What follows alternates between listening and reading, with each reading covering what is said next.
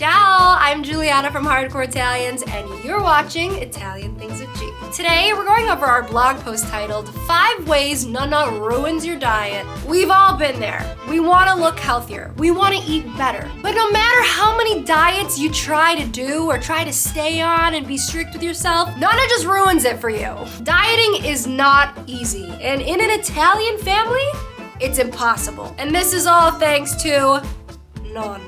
So without further ado, here are 5 ways Nonna just ruins your diet. Number 1, she thinks you're too skinny. There are so many times I don't feel good about myself, and I go to Nonna's house, and she's like, "You're too skinny." And I kind of feel good. I'm like, well, Nonna thinks I'm skinny. And then I'm like, well, Nonna always thinks I'm skinny. Even if you think that you could lose a couple, 2-3 pounds, or maybe your pounds is getting just a little too big for your liking, Nonna doesn't see it. Sometimes it's even bad to go see Nonna when you want to lose weight because she's gonna tell you you look skinny and you look good and you look healthy and you don't feel that inside, but maybe hearing it from Nonna's like, yeah, you know what I do? And then Nonna's like, let's eat. And you're like, okay. And then you go home after seeing Nonna and then you look in the mirror and you feel twice as bad. It's a double-edged sword. You want to feel skinny. When Nonna says you look skinny, it's kind of like a compliment, but in the end, you don't feel skinny. You know, you had a bad week, you're off track, you're eating badly. And then to go to Nonna's house and to hear her say that, and you know you don't leave unless you're eating like a 3-course meal, it's tough. Number 2, the carbs. This is the Italian food pyramid if it's just carb. It's just a slice of pizza.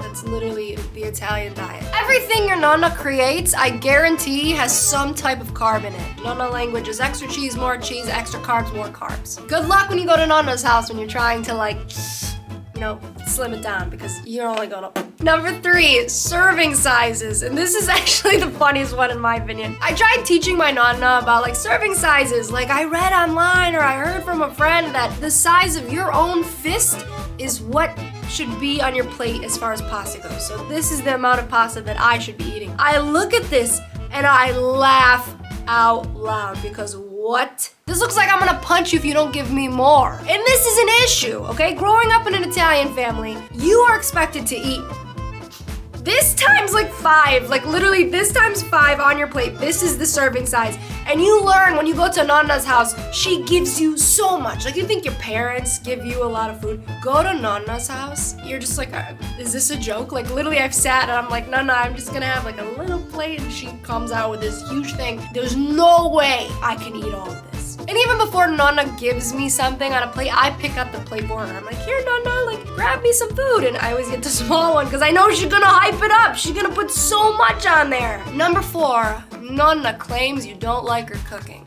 Nonna says you don't like her cooking because you didn't finish what was on your plate. You feel bad.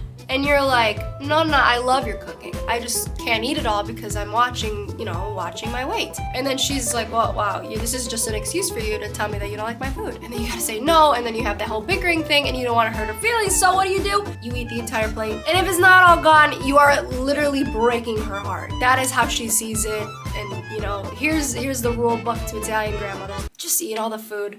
Run an extra 5 miles before you go over. Have a nice long workout before going. Think of it as your cheat day when you go to see Nonna, because there's no way in heck you're gonna be able to control yourself or keep your Nonna happy if you don't eat everything.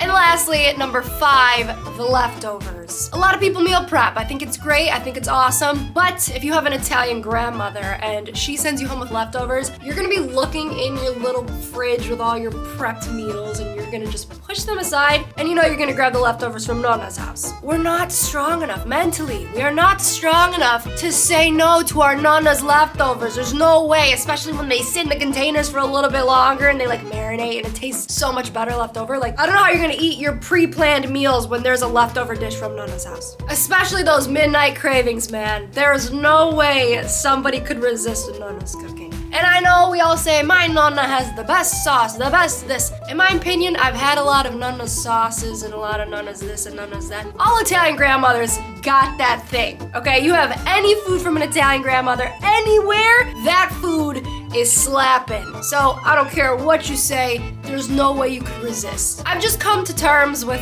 I was born Italian, I can have a panza, and that's all right. Sophia said it best. I'd much rather eat pasta and drink wine than be a size 0. And girl, Say it louder for the people in the back, because yes. What are other things Nonna can do to ruin your diet? Leave us a comment down below, tag a paisan, and don't forget to follow for more hardcore Italian content like this. This was Italian Things with G, and thank you so much for watching. Ciao!